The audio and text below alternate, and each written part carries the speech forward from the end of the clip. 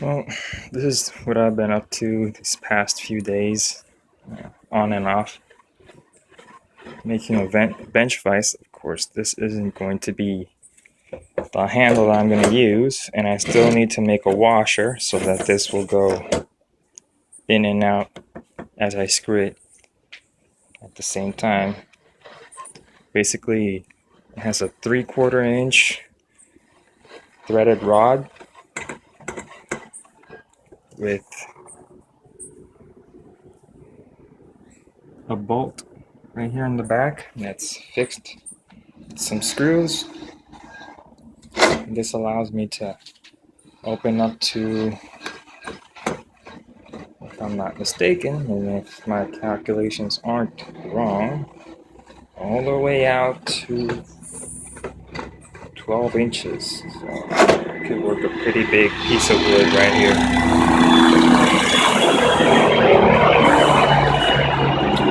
For those of you who know what a vise is for, it's could be a shocker, but in any case, I do have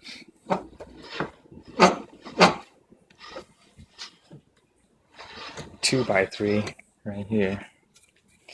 This would go in the vise like this. I still have to get it closer. Like that. For demonstration's sake, of course, you don't hold it in this position if you're going to work on it.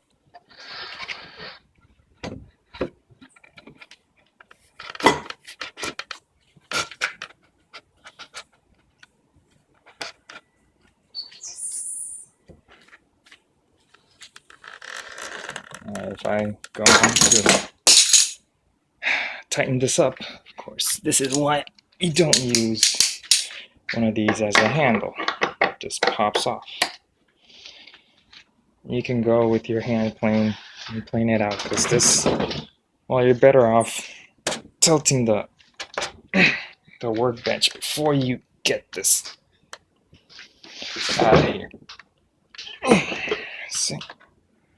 Let's hold on pretty tight. And my cat